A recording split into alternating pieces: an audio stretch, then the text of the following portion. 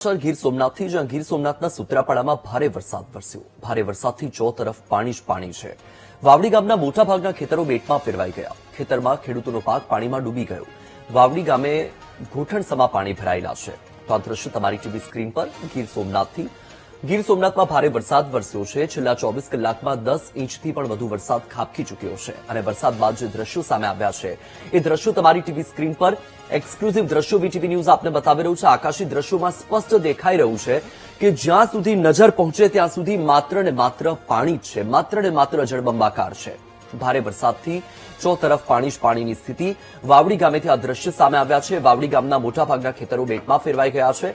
અમારા સંવાદદાતા રોહિત બારડ કે જે ગ્રાઉન્ડ ઝીરો પર ઉતરી ગયા છે અને ત્યાંથી તમામ જે અપડેટ છે આપના સુધી પહોંચાડી રહ્યા છે અને વીટીવી ન્યૂઝ આપને તમામ અપડેટથી વાકેફ કરાવી રહ્યું છે।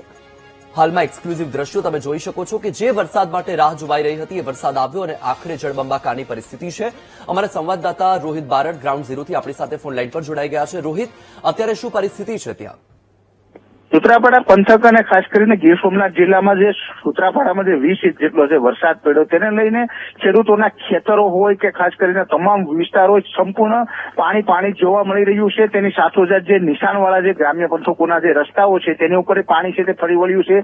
ખાસ કરીને શાળાના વડોદરા છે, વાવડી ગામ છે સહિતના જે સુત્રાપાડા સિટીની આસપાસના જે ગામડાઓ છે તે ગામડાઓની અંદર જે નિશાનવાળા વિસ્તારો છે તે પાણીમાં ગરકાવ થયો છે।